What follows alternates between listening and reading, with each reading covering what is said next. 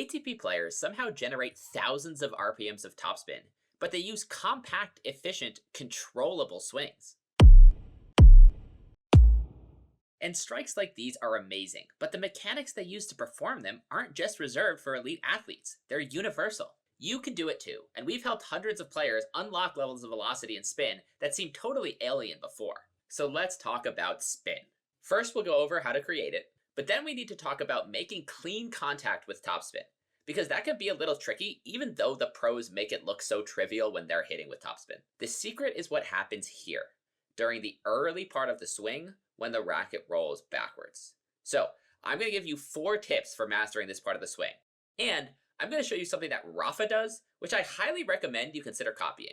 The first thing we need to make clear is that when we look at a swing like this, and we look at this dramatic action through the hitting zone right here, this is a direct result of this, of the action before the hitting zone during the early part of the swing back here. However, the arm is stretched back here during this part of the swing when the racket rolls back, that's exactly how it's going to fire through contact. Now, there are 2 kinds of arm motion that are responsible for this little kinetic chain right here. There's shoulder rotation, external and internal, and there's forearm rotation, which is pronation and supination. So when we stretch the arm back like this, here's what's happening when the racket rolls back. The shoulder is externally rotating, so the entire arm rotating back that way, and also the forearm itself is supinating, so the forearm is also rotating back this way by itself. Those biomechanics, that's not exactly what matters, but what matters is the arm, just vaguely speaking, the arm, this soft tissue system here, it is rolling back and getting stretched while it does that, and then because of that, it's going to spring back in the opposite direction through contact. So that's what creates that action through contact. Rolling back and stretched here, rolling forward as that stretch unwinds there. And we're going to see that in every one of these reps. Here it's going to roll in a slightly different plane. See how it's rolling more along the ground instead of along his side? But it's the same idea. It rolls back here, forward here. Rolls back here, forward here. It's going to be the same on every forehand. Even if it happens slightly differently, the arm rolls back, the arm rolls forward, the arm rolls back, the arm rolls forward. And if I play them, you can see how connected the 2 motions are, because all that happens is the soft tissue in the arm gets a stretch here, and then that stretch unwinds here. The one thing I want to comment on before we move on to a different player is, if we look right here, we're getting a really great stretch on the shoulder and the forearm right here. And because we are pulling this while it rolls back, because the trunk is driving this racket forward, inertia's pulling back on the arm, creating this stretch. A lot of the issues that newer players or even decent intermediate players have is they rotate into this position, pause, and then pull. And when you do that, you don't get nearly as good of a stretch. Whereas if we look at Joao Fonseca here, if we look at this front shoulder, which pulls out to start engaging that trunk, to start that trunk rotation, and you watch the sequencing, the timing, the acceleration rhythm of the racket rolling back like this, see how it rolls back while he's yanking it forward? That's why this gets stretched by inertia and then easily and efficiently fires through. Whereas if you were to do it as 2 motions, roll back, pause, pull, you don't get a dynamic stretch like this, and then you kind of have to muscle the topspin. Right now, the way Joao Fonseca is doing this, that forearm, that shoulder, they really want to flick through like this. They are just reacting to the way that they were stretched right here. But if you do this and then pause and then pull, well, now you have to do this on purpose. You have to force your arm to go like this because it's not getting stretched down into this position, so it can just do the opposite motion through contact. Now, in order to get consistency while the racket is rolling like this, through the contact zone, that rolling has to maintain the string angle. And what I mean is the incidence angle of the racket with the ball. So see how this racket is maybe 5 degrees slanted this way from vertical? That incidence angle is going to change very little through this part of the swing. So right here, we're basically the same, closing a little, closing a lot. So if you were to hit the ball here, you'd hit it straight down into the net. But right here, there's this contact zone where the incidence angle doesn't change much. Now the tricky part is the shoulder and the forearm need to be releasing that stretch through here, and yet the incidence angle has to remain consistent. And this is the entire puzzle with the topspin stroke, is figuring out a way to roll and drag your racket such that this soft tissue complex can rotate here. It rotates right to left through here for a right-handed player, and yet that incidence angle doesn't change. So it strikes the ball up the back, but, you know, this isn't rolling over, the front of the racket's not rolling over, and the back of the racket's not rolling over. Both of those would make the contact zone really short. So let's see how the father of modern topspin, Rafael Nadal, solves this puzzle. Here's the critical part. That backwards roll of the racket rolls flush. You see that? So look at the strings here. See how the strings are basically pointed down? And then watch this early forearm action where the forearm rolls back and then stretches back.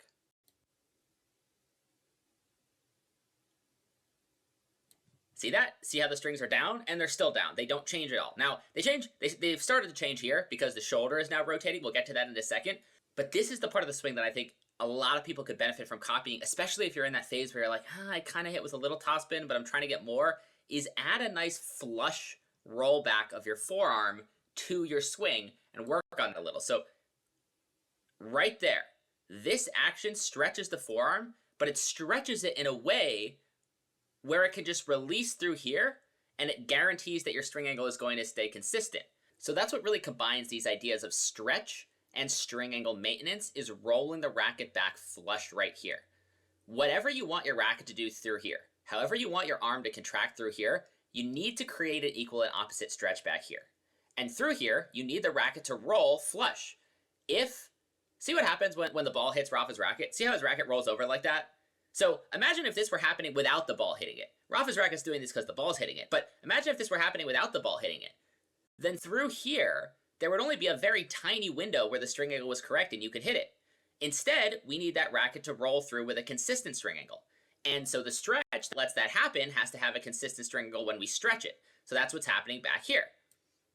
The other thing is, this has to be a stretch. So if you just roll your forearm back stationary and then leave it there and then pause and then pull, it won't get stretched. But you'll notice Rafa's rolling this forearm back as the trunk yanks the arm forward, which is why by the time we get here, we have such a great stretch here. And then because we've set all that up correctly, that stretch releases through here naturally. Now, he prepares with his strings down. At some point, the strings are going to have to face forward in order to actually hit the ball. And that rotation is mostly at the shoulder. So the shoulder rows back here. And now you'll notice the shoulder is not going to fully roll forward before we strike the ball. If it did, the strings would be facing down again. We wouldn't be able to hit it. So the forearm rotation loads, unloads, loads, unloads. But the shoulder rotation is different because some of this shoulder rotation is necessary. That has to roll back like this so that our racket has an angle to hit the ball.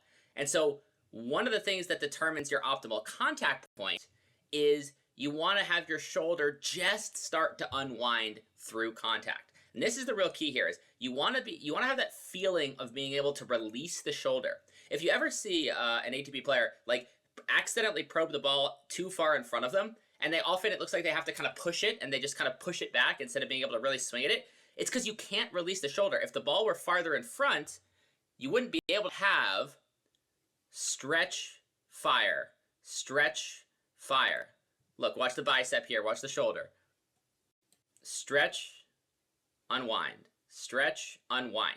You wouldn't be able to do that if the ball were here, right? Because if the ball were here, you'd hit it straight down into the ground because your shoulder's unwound too far. So this is the one of things with probing. If you're struggling with your topspin, try moving around your contact point and figure out the spot where you can fully release your shoulder through it and your string angle is fine. Because if you're at the wrong spot, right, there's only two things could happen if you try to hit the ball here. One is you hit it straight down into the ground. If you take the quote-unquote proper swing, what'll probably happen instead is your brain will know that this won't work, and so it'll make you tighten up and you won't release that shoulder fully and you'll still just push through the ball.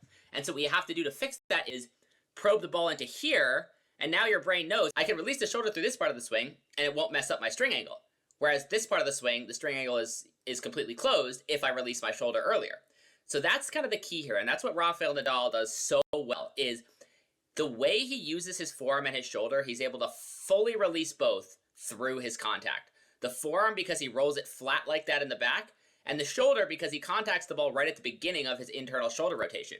So a combination of this little roll back here and the place he probes the ball into is what allows him to just fully release that stretch of the arm, which is why there's no mental tension. He doesn't need to do anything when he gets to this part of the swing to make his arm do exactly what he wants it to do. And this is what allows you to feel, quote unquote, relaxed as you hit the forehand. Now, obviously there's tension in the arm, right? The arm is under stretch here, and then it's contracting here. But relaxation comes from it happening automatically rather than you kind of having to think about it, right? You don't have to like consciously engage your muscles right here to make this happen. And the reason is because exactly the way that it got stretched here, it fires through here.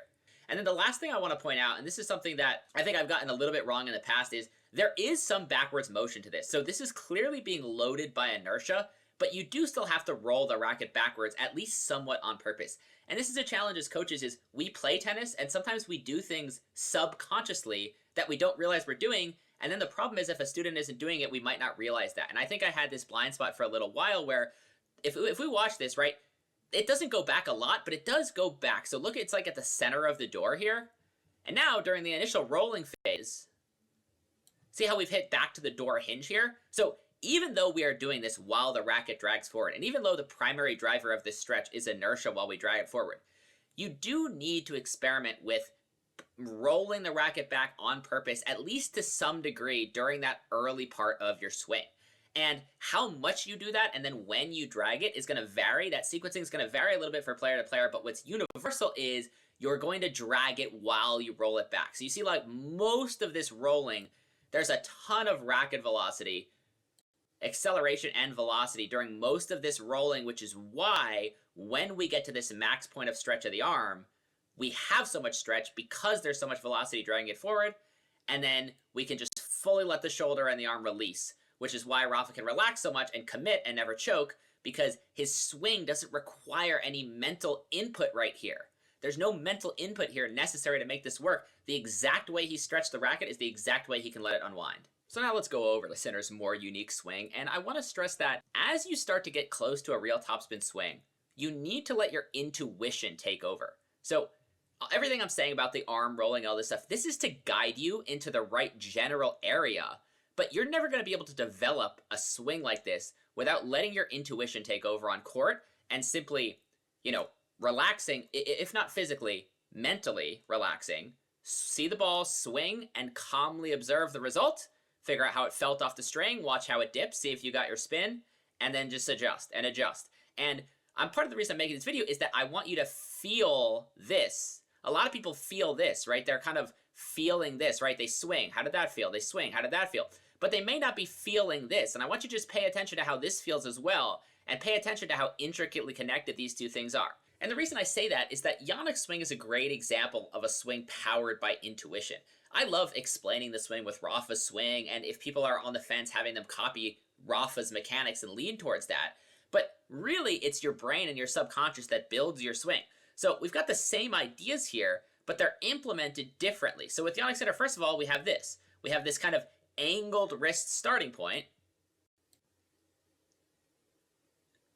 And then we get back into this position with a little bit of velocity. So if we watch the forearm there, the forearm rolls back flush again. And you might say, wait, that didn't look like flush. It looked like the racket changed. And that's the tricky part, is the shoulder is already rotating here. So as where Rafa has more of a forearm and then shoulder tempo, because Jannik Sinner's doing it at the same time, like, the forearm is rolling flush with respect to the elbow, but the racket itself is not rolling flush because of the shoulder. But it's not going to unwind exactly like this through the hitting zone. And so this is kind of why what's so important at a certain point is not to get lost in the technique itself, but to just understand the basic concepts and then let your intuition take over and just feel what's going on with your particular swing that makes sense to your brain and your body. Another thing we see with Jannik Sinner is here. Here, we have some extra external shoulder rotation. So from here, a lot of players would just be going forward and through, but if we watch the kind of the elbow and the bicep and the racket here, we have a little bit of extra external shoulder rotation stretching this shoulder back that way, which is one of the reasons that Jannik Sinner's shoulder and see how his elbow fires through almost up to his mouth? Because his shoulder stretches back more than most, and so he gets an even bigger shoulder release through the hitting zone than most. And again, all of those little things, I can explain it to you on video, but the truth is you just have to feel it. You have to feel your shoulder stretch and feel your shoulder release and map them together in your mind. That's how you develop a swing like this. And another thing that happens when you let your intuition take over is your body will naturally end up in trade-offs that make sense to you. So if we look at this position, that's Jannik Sinner's prep position, and he kind of pushes the racket back to here. This position looks very familiar. Novak Djokovic, it's the position he basically just starts in. He has a very calm preparation. Look, the wrist isn't really changing much to here. And then he pulls forward from there. There's less motion, a little bit less stretch in the forearm, similar stretch in the shoulder, and he fires through. It's a simpler stroke. Jannik Sinner has more moving parts. He's got that wrist moving. My guess, and let me know in the comments if you think I'm wrong or if you think you know exactly what Jannik Sinner's getting from this, my guess is that he gets a little bit more stretch at the forearm from letting his racket go from here back to here during the early part of the string. And just from hitting thousands and thousands, maybe millions of forehands, his brain said, hey, when I do this, I do better. The stroke comes off more like how I want. I hurt my opponents more. I play better defense, better offense, etc. And Novak Djokovic, his intuition made a different optimization where it was like, no, I prefer the extra control from the smaller wrist motion. I get a little bit less stretch, but I can, put the ball on a dime a little bit more. And those are the kind of things that once you have a basic idea of how the swing is produced, now you let your intuition go to work and refine it, right? This is a perfectly reasonable starting point. Jannik Sinner has one of the best forehands of all time. This is also a perfectly reasonable starting point. And Novak Djokovic is one of the best forehands of all time. And they're very similar in some ways, but they're very different in this early trade-off for how much stretch we're trying to get and how much velocity and how many moving parts we have in the back here. Now let's talk about the players who start with the racket tip up here and how this swing functions a little differently from the Rafael Nadal style where you prepare the hand here, you extend the elbow, put it down here, and then you drag it forward. When the racket tip is up here, it has to roll backwards during the early part of the swing. So here we get to recruit gravity. That's the benefit of this kind of a style, is we get to recruit gravity during this rolling action. And the way the racket rolls is flush. If you watch that, right, imagine that the camera, it's like a plane. It's totally flush with that plane. It's not staying facing the ground the entire time. It's staying facing the camera the entire time. But because it rolls back flush here, see that? It's almost like he's brushing the ball back there. And the way that it comes through contact here is the unwinding of this. Now, pros and cons to this swing. First of all, similar to Rafa, this is very simple. It's not like Jannik Sinner's swing. See how there's very little moving parts? Rolls back, drag, forward. Back, drag, forward. And I say that it's not three pieces, as we can see with Alcaraz as well. Look at this left shoulder. This left shoulder, which starts to unwind the trunk and start the acceleration. We look at that, watch that rhythm, that tempo. And if we look at that acceleration rhythm, the roll is happening while the racket is being dragged, which gives you a lot of that extra stretch. Another thing I want you to notice with Alcaraz is a lot of this is happening at the forearm. So this fist is going all the way from here back to here and then through contact. Back at the forearm, forward at the forearm. Back at the forearm, forward at the forearm. Now, one of the interesting things about this is that the shoulder doesn't need to externally rotate nearly as much to hit the ball. If you have your strings down, your shoulder needs to externally rotate to get them facing forward. Whereas with Carlos Alcaraz, the shoulder is already in a very similar position to what it needs to be for contact. So we roll back here, and it's the same idea where that little bit of internal shoulder rotation here, we find the contact point so that we're releasing through this early part of the internal shoulder rotation. Again, he contacts the ball at the bottom of the racket here, which is why the top of the racket flicks over. That's not happening because of his stroke. That's happening because of the impact with the ball. So that's the real insight we gain from watching players like Carlos Alcaraz, is this is another way to create that flush, consistent roll in the back that's going to let you relax and release your forearm and shoulder through contact. Bring the racket tip up here. let it roll back, drag it as you roll it back, and fire through. The one caution I want to give you here is when the racket is up here, you can't fire from this position. If you were to take this hand and pull it down into the press slot here with tons of velocity, then you wouldn't get a nice consistent roll. The strings would be all over your place. Your contact would be super thin. So this one takes a little bit more timing, let's say, with the backwards roll and the forward action. With something like Rafa's pulling action, there's a lot of different rhythms where you could pull this, where you're going to get a similar thing here, because you're basically just pulling on a straight diagonal line through the ball. You prepare, lower the hand to where you want it, and then you pull it through with your trunk. And then your arm rolls while you do that. With Carlos Alcaraz, it's a little bit more difficult because we can't just pull from here. If we pull down from here, that's a totally different swing. And if we allow it to roll back and down and then pull here from a height that's much closer to the ball. So those are the fundamentals that create topspin, and that's the primary core of what we work with people on. But everybody can implement those fundamentals in a different way. Look across the top 100 forehands, you're going to see 100 different strokes that'll implement those same ideas differently. This is a student. He used to be a 4-0 when he found us about a year or two ago. He's not a 4-0 anymore. He just won his last league match, I think 1-3 in his 4-5 league. So he's doing amazingly.